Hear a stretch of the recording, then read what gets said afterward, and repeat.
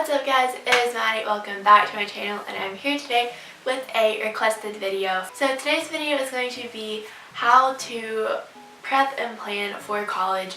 So this video is going to be targeted for people who have not applied to college yet, so like freshmen through juniors. And yeah, I'm going to be going through all the steps that I have either been through or plan on going through to help prepare myself for applying to college. So let's just go ahead and get started. Okay, so the first step is to figure out what you're interested in. What to know, you're probably just like ready to click off the video, but don't. So I know that this is a very intimidating step, but this does not have to be concrete. It could just be something that you thought might be a cool career path for you, something that you're interested in and want to see if there are career paths in it. Maybe you've heard somebody talk about political science and you want to know what is political science, what career paths can come from a political science major, and just sort of exploring career options and find 1, 20, whatever the number is of things that you are just a little bit interested in and think would be good to pursue as a career.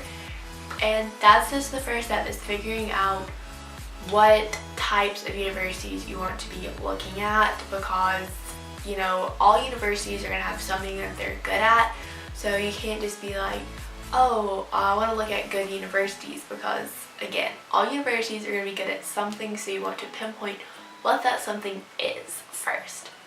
So the second step after you've figured that out is research the top colleges for that area. And I recommend using the website called Niche. I will have it on the screen. And I feel like it's very reliable as long as you do not look at the colleges that have placed ads to appear higher up on your screen. So in my case, I am interested in architecture and urban planning. So I would look up top colleges for architecture in 2019 or top colleges for urban planning in 2019. And Niche will provide a list of the top colleges in that area. And again, do this for all your areas of interest. Okay, so step 3 is, as you're looking through that list, just write down the colleges that sound like interesting to you. So in my case, when I'm looking through and I see a college like Minnesota, I'm not really interested in attending that school, so I'm going to skip over it. But when I see a college such as University of Southern California, which I have high interest in, then I'm writing it down. And it doesn't have to just be writing down colleges that you already know about. If there's some that are high up that you don't know about, then write it down and look it up before you immediately say you don't want to go there. For example, the top college for architecture is the University of Washington at St. Louis. I had never heard of this college before. I looked it up and I decided that it wasn't a college that I immediately wanted to rule out yet. I wanted to keep researching it, so I wrote it down. And it's okay if your list is really long. I know mine definitely was. So the fourth step after you've compiled your list of possible colleges is going through and doing some research about each one, which this will be very time consuming, but definitely worth it. So during this like preliminary look through, you want to look at their graduation rate and like acceptance rate, graduation rate, ACT, SAT scores, GPA, is it a party school, just like looking up stats about the school. And from there you can probably eliminate some from your list. I know I was able to. Ones that had lower graduation rates and were party schools I knew would not be for me, so I kind of eliminated some of those schools off.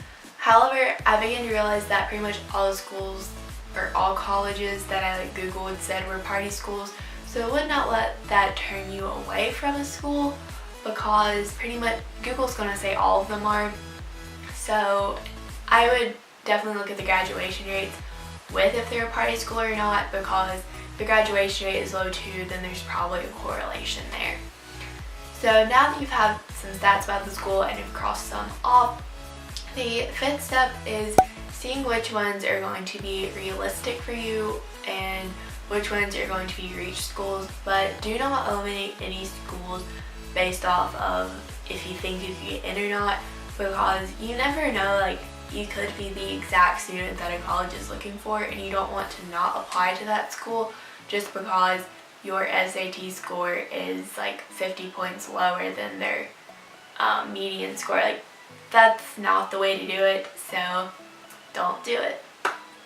So after that, the 6th step is of course going to be visiting the college and like the ones that you're still interested in. Hopefully your list has narrowed down enough and you can just go to the ones that you're still interested in. And I would recommend touring not only the university as a whole, but also the specific department or departments that you are interested in, because I have currently only toured 2 schools, but that has been enough to let me know that it is very important to tour the facility for the major that you're interested in, because for one school in particular, when I toured it, I liked the campus as a whole, but after seeing the department that I would be studying in, their facilities, I didn't really like those as much, so therefore I'm not as wild about the school now. So I feel like that is very important to do. And some tips for that would either be writing down like what you're feeling when you visit, like what you like, what you don't like, taking notes, that sort of thing. Or the way that I'm choosing to document that process for myself is by vlogging it, just so that way I can really go back and see what the college is like and really see like what I meant when I was saying certain things. So either one of those tactics I feel like would be beneficial when touring colleges. So the 7th step I feel like is determining which colleges you actually want to apply to, which I'm not to this point yet, but that is what I plan to do, is after I tour them, sort of narrow it down and see, okay, which ones do I actually want to apply to, which ones after touring them am I still interested in, and I would rank them in the order that you like them, because when you're applying you definitely want to place more emphasis on the schools you're more interested in and are maybe harder to get into than the ones that you're maybe not quite as interested in, or based off your stats should be easier for you to get into. So after that, I guess comes time of looking up when application deadlines are and sort of making a chart for yourself on when you need to get certain things done, which ones you need to work on first, second, third, and that sort of thing.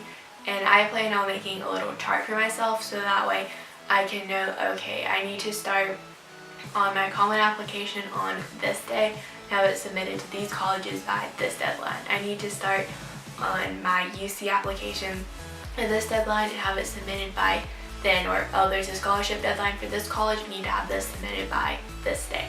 That sort of thing to just sort of help keep your priorities in place. So after that, you'll be accepted, waitlisted, and rejected from different colleges, and you will pick the one that feels right for you.